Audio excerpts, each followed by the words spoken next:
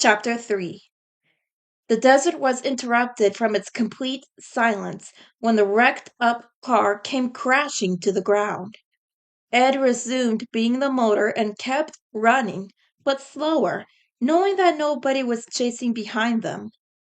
Eddy looked over his shoulder. There was nothing chasing them. It looked like they were in some kind of desert. It was beyond him how they ended up here, but it was better than the cul-de-sac. "We lost them!" Eddy exclaimed to Ed. "How can you be so certain, Eddy?" Ed asked, trying to regain his composure. He was still on the verge of having a panic attack. "Those chumps will never find us now!" Eddy beamed, raising his feet on what was left of the steering wheel. "From here on out, it's nothing but smooth sailing." The second Eddy said that, Ed banged into a huge rock. The car fell into pieces, and the three Eds collapsed into different places. Ed wiggled his way out of an exhaust pipe. Without a moment's hesitation, he ran over to the driver's side door window, where three familiar hairs were sticking out.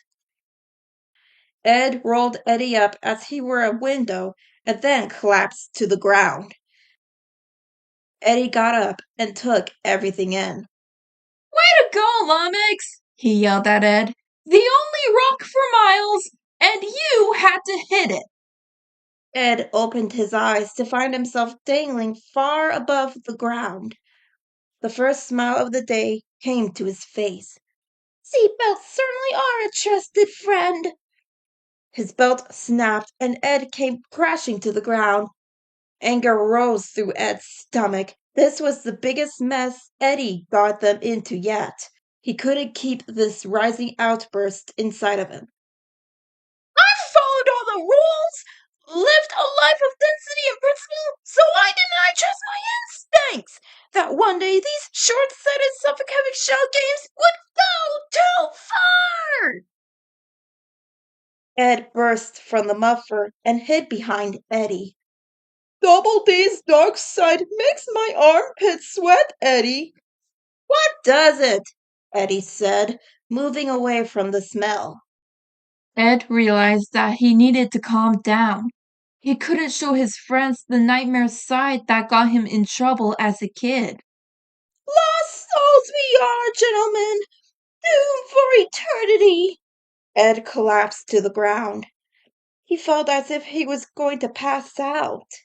Maybe this is all just a dream, a nightmare that began in his childhood. "Lighten up, sockhead.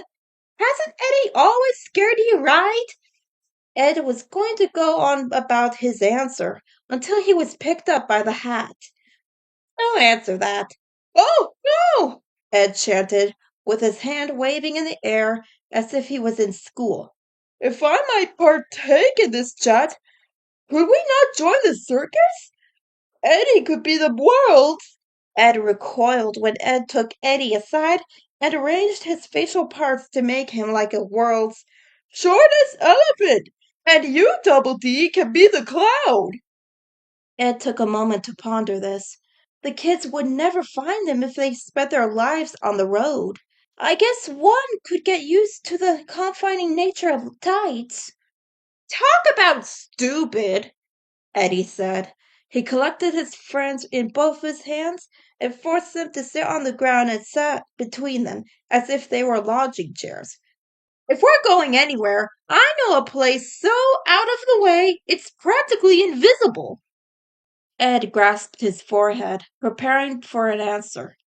"Dare I ask? And?" "Yeah, Eddy, and?" Ed chimed in. Eddy collected them once more and placed his pals in one of his one-arm hugs. That always got someone to do as he said, as he learned from his brother.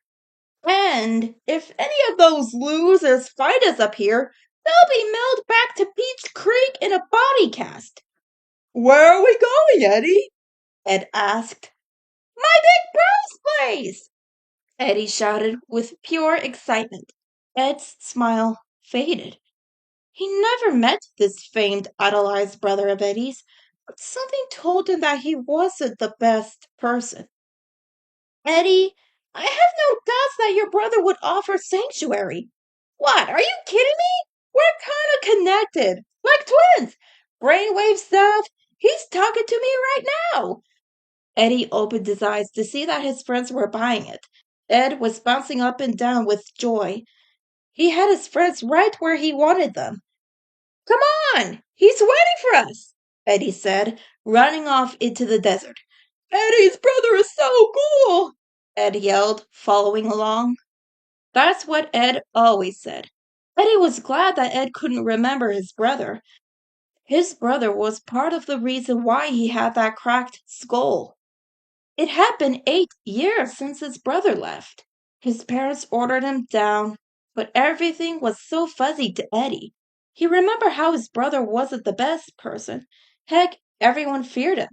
But that was years ago. He had to change in some way. All that pain was his way of saying he loved him. Ever since the previous summer, he'd been thinking about his brother a lot. His parents never told him where he was, but he was going to find him and prove them wrong. He'll make them live down the night they threw him out of the house. Wait for me, fellows! Ed called after them.